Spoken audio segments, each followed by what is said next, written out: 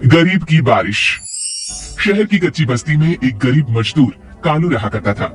कालू के घर में उसकी पत्नी जानकी थी।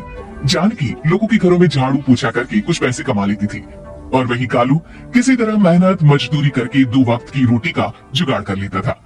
कुछ दिनों से हो रही बारिश के कारण कालू की मजदूरी बंद हो गई थी।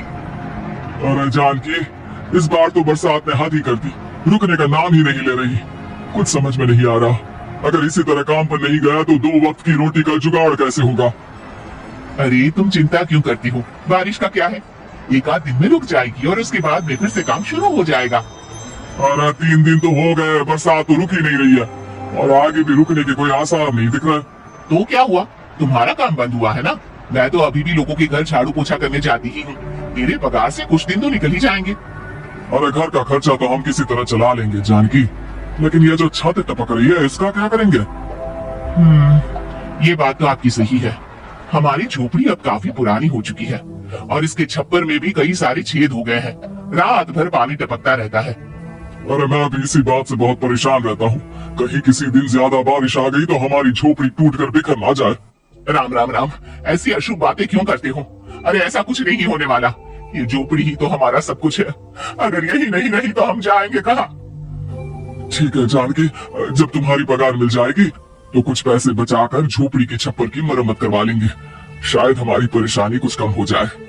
ठीक है जी, अब ना ज्यादा परेशान मत हो। ये लो खाना खा लो और सो जाओ, सुबह मुझे भी जल्दी काम पर जाना है। जानकी और कालू अपनी झोपड़ी में सो गए। रात को अचानक से बहुत तेज बारिश शुरू हो गई। धीरे धीरे बारिश का पानी कालू की बस्ती में भरने लगा। पानी भरते भरते झोपड़ी के बाहर तक पहुंच गया था। सुबह के वक्त जब कालू और जानकी सोकर उठे, हे भगवान, ये क्या हो गया। बारिश का पानी तो हमारे घरों तक पहुंच चुका है। अब मैं काम पर कैसे जाऊंगी। रहने दो जानकी, तुम आज काम पर मत जाओ। ऐसे पानी से निकल कर जाओगी और बीमार पड़ गई तो लेने के देने पड़ जाएंगे। लेकिन अगर नहीं गई तो मालकिन लोग नाराज हो जाएंगे। आप जानते हैं ना, बड़ी मुश्किल से एक दिन की छुट्टी भी नहीं देती है। अरे लेकिन जानकी, झोपड़ी के बाहर तो पूरी बस्ती में पानी भरा है, तुम जाओगी कैसे। जानकी जैसे तैसे करके काम पर चली जाती है, लेकिन अगले दिन फिर से बहुत ज्यादा बारिश होती है और बस्ती में ज्यादा पानी भर जाता है। आज तो मैं तुम्हें किसी भी तरह काम पर नहीं जाने दूंगा। अरे अगर तुम्हें कुछ हो गया तो क्या होगा। ठीक है, तुम ठीक ही कहते हो, आज नहीं जाती। अगर मालकिन नाराज हो गई तो मना लूंगी किसी तरह। अरे मनाने वाली क्या बात है, जब तुम बताओगी कि हमारी झोपड़ी में पानी भर गया है तो वो खुद ही समझ जाएंगे ना।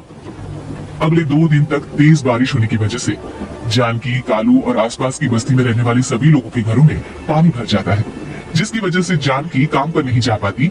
और 3 दिन के बाद जैसे ही जानकी काम पर पहुंचती है, कहाँ थी तुम, पिछले 3 दिनों से काम पर क्यों नहीं आई। मैम साहब क्या बताऊं, इतनी ज्यादा बारिश हो रही थी, हमारी पूरी बस्ती में पानी भर गया है और उससे भी ज्यादा तो मेरी झोपड़ी के अंदर पानी भर गया। आप ही बताइए कैसे आती मैं। इसका मतलब ये हुआ कि बारिश होगी तो तुम काम पर नहीं आओगी। ना ना, मेरे कहने का ये मतलब नहीं था मेम साहब। तुम जानती भी हो 3 दिन से कितनी परेशानी हो रही है मुझे, सारा काम मुझे खुद करना पड़ा। माफ कर दीजिए मालकिन जी, पर मैं क्या करती, आने के लिए रास्ता ही नहीं था, सब जगह पानी भरा हुआ था। बहाने तो तुझे बहुत बनाने आते हैं। जानकी देख, अगर अगली बार ऐसा किया ना तो फिर काम से हमेशा के लिए छुट्टी। अरे ना ना मालकिन, ऐसा मत कीजिए। बारिश की वजह से मेरे पति की मजदूरी भी छूट गई है। बड़ी मुश्किल से घर में 2 वक्त खाने की रोटी का जुगाड़ हो पाता है। आप मुझे काम से निकाल देंगे तो हम क्या खाएंगे। अगर इतनी ही चिंता है तो फिर रोजाना काम पर आया करो। चलो अब जल्दी से जाकर घर का सारा काम करो। बारिश रुकने का नाम ही नहीं ले रही थी। पूरे शहर में बाढ़ जैसे हालात बन गए थे, लेकिन नौकरी जाने के डर से जानकी किसी तरह रोज काम पर जाती थी। एक दिन जब जानकी काम करके अपने घर लौट आई तो अचानक उसकी बस्ती में कुछ लोगों का शोर सुनाई दिया।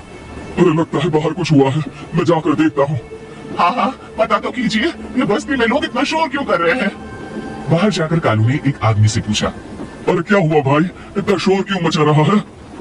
अरे क्या बताए भैया, अपनी बस्ती के बाहर एक पुल टूट गया है और वहाँ पर एक कार फंसी है। थोड़ी देर में अगर किसी ने नहीं बचाया ना तो वो कार पानी में बह जाएगी। ये क्या कह रहे हो भैया, कार के अंदर कोई है क्या। हाँ, कोई औरत बैठी है, अकेली है, बहुत रो रही है बेचारी, मदद के लिए बुला रही है। अरे तो हमें जाकर उनकी मदद करनी चाहिए ना। अरे लेकिन इसमें बहुत खतरा है, हमें अपने आप को बचाना चाहिए। पानी कभी भी हमारी बस्ती की तरफ आ सकता है। तुम्हें नहीं चलना तो मत चलो, लेकिन मैं तो जाकर उस औरत की मदद जरूर करूंगा। कालू उस जगह पर पहुंचता है जहां वो औरत कार में फंसी हुई थी। वहां पर पानी का बहाव बहुत तेज था और सारा पानी कालू की बस्ती की तरफ ही आ रहा था। कालू ने एक बड़ी सी रस्सी को पेड़ से बांध दिया और दूसरे सिरे को कार की तरफ फेंक दिया और उस औरत को रस्सी के सहारे बाहर आने के लिए कहा। तभी वहां जानकी भी दौड़ती हुई आई। और ये तो मेरी मालकिन है जिनके यहाँ मैं काम करने जाती हूँ। और मैडम जी, आप डरिएगा मत, आपको कुछ नहीं होगा। आपकी गाड़ी को भी मैंने रस्सी से बांध दिया है। थोड़ी देर में पानी का बहाव कम हो जाएगा, फिर हम आपकी कार को भी बाहर निकाल लेंगे। क्या तुम जानकी के पति हो? हाँ हाँ, जानकी मेरी ही पत्नी है, आपके यहाँ काम करती है ना। लेकिन मेम साहब, आप यहाँ पानी में कैसे फंस गई? अब क्या बताऊं, मैं अपनी सहेलियों के साथ पिकनिक पर गई थी, वहीं से लौट रही थी। अचानक पानी का बहाव तेज हो गया और मेरी गाड़ी फंस गई। अरे कोई बात नहीं मालकिन, अब ना आप बिल्कुल सुरक्षित है। मैं तो बहुत बुरी तरह डर गई थी। कब से मदद के लिए चिल्ला रही थी, लेकिन कोई मेरी मदद के लिए नहीं आया। भला हो तुम्हारा पति का जिसने मेरी जान बचा ली। लेकिन जानकी, मैंने तुम्हारे साथ बहुत गलत व्यवहार किया। इतने खराब मौसम और बाढ़ में भी तुम्हें काम पर आने के लिए कहा, नौकरी से निकालने की धमकी भी दी, और तुमने मेरी जान बचाई। मुझे माफ कर दो। अरे कोई बात नहीं मालकिन, आपकी जान बचाना तो हमारा धर्म था। देखो जानकी, तुम्हारी झोपड़ी में जो भी नुकसान हुआ है उसके लिए मैं तुम्हें पैसे दूंगी। आज तुम्हारे पति ने मेरी जान बचाई है और आज के बाद मैं तुम्हें कभी भी नौकरी से निकालने की धमकी नहीं दूंगी। आज मैं तुम्हारी परेशानी को अच्छी तरह समझ चुकी हूँ। हम जैसे पैसे वाले लोगों के लिए अपने घर में बैठकर बारिश का मजा लेना बहुत आसान है, लेकिन तुम गरीब लोगों के लिए बाढ़ और बारिश काफी परेशानी खड़ी कर देते हैं। ये बात मुझे आज अच्छी तरह समझ आ गई है। आपका बहुत बहुत धन्यवाद मालकिन।